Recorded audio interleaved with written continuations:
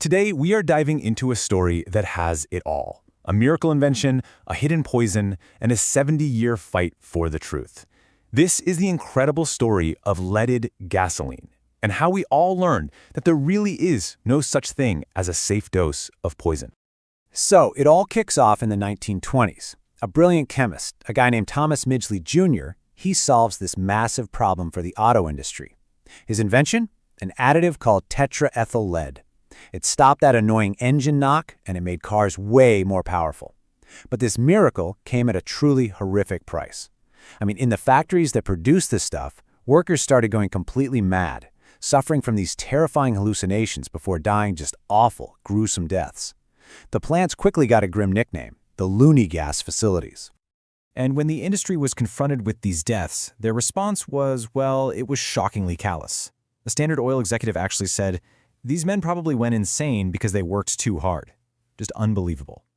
So instead of, investigating if their product was safe, this partnership of GM, DuPont, and Standard Oil, they just rebranded to protect their profits. They formed something called the Ethyl Corporation, carefully leaving the word lead out of the name, and just kept pushing forward.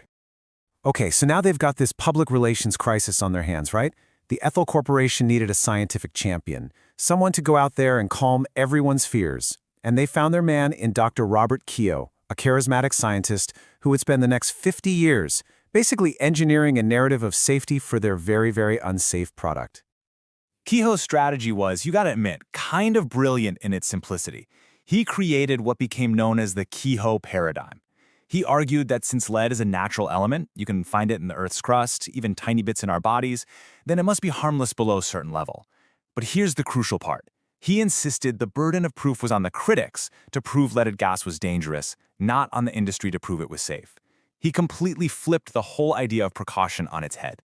And this right here, this was Keogh's playbook. For half a century, his work, which was funded entirely by the Ethyl Corporation, by the way, completely dominated the field. He published countless studies, he sat on government advisory boards, he became the go-to expert for reporters and regulators. What he created was this powerful, industry-funded echo chamber that just drowned out any dissenting voices. But, the truth has a way of getting out eventually. And the industry's carefully built paradigm, it was about to shatter. Now, even from the very beginning, there were people raising red flags. A pioneering physician at Harvard, Dr. Alice Hamilton, argued over and over that lead was a cumulative poison with no safe level. But as a woman in a field dominated by men, challenging a massively powerful industry, well, she was systematically dismissed as an alarmist. And then, more damning evidence came out of a study in the 1940s by doctors Byers and Lord. They found that kids who survived lead poisoning were left with permanent brain damage, and they pointed their fingers directly at leaded gasoline as a major source of exposure. But instead of triggering alarm bells, the research was, it was effectively buried. And as internal memos later showed, the Lead Industries Association was actively working behind the scenes to neutralize findings just like this. So the guy who finally shattered Keogh's whole paradigm, he wasn't a doctor, he wasn't a public health official. He was a geochemist at Caltech named Claire Patterson. And his life's mission was to figure out the precise age of our planet. Now, to do that, he needed to measure these tiny, tiny amounts of lead in ancient meteorites, which meant he had to build the world's first ultra-clean laboratory to protect his samples from any modern contamination. And Patterson's accidental discovery was an absolute bombshell. He found that his pristine, ultra-clean lab was being flooded with lead, from the air, from the water, from literally everything around him. His research proved that the high levels of lead in the modern world and in our own bodies were not natural at all, not even close. They were hundreds of times higher than our pre-industrial ancestors had, and the overwhelming source was the exhaust from cars burning leaded gasoline.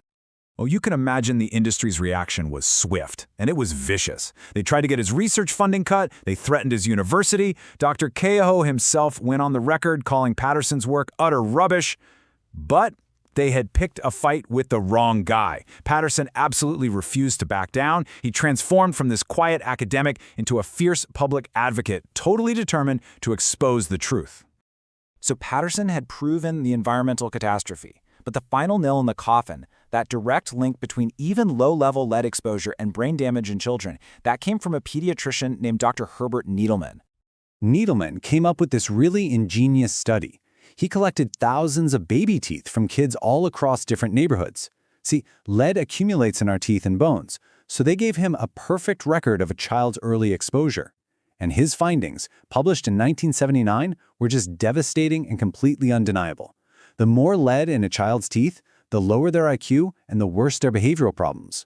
Lead was silently robbing an entire generation of their intellectual potential. Now, facing its own extinction, the industry launched its most vicious attack yet. And this time, it was aimed squarely at destroying Dr. Needleman's career. They accused him of scientific fraud. They forced him into this grueling, multi-year investigation just to defend his own work. In the end, he was completely exonerated, but the message was crystal clear. This is what happens when you challenge our product. But the truth was already out there, and so were the industry's own documents. Get this, this is an internal memo from the Ethel Corporation, written more than a decade before Needleman's study. It proves they knew. They knew their product was dangerous, they knew their science was being questioned, and they made a conscious, documented decision to conceal, to attack, and to lie. So the combined, overwhelming evidence from Patterson and Needleman, it just couldn't be ignored anymore. The final reckoning was here. The passage of the Clean Air Act created the Environmental Protection Agency, the EPA, and they were mandated to begin the phase-out of lead from all gasoline. And the impact was nothing short of miraculous. Following the ban, the average blood lead level in American children plummeted by over 90%.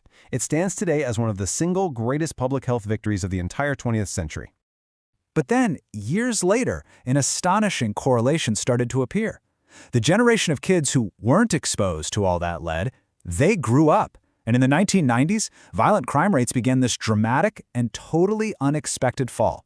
Now, let's be clear, correlation isn't causation, but the lead crime hypothesis makes a really powerful case that by removing a neurotoxin that causes impulsivity and aggression from our environment, we may have inadvertently made our whole society safer.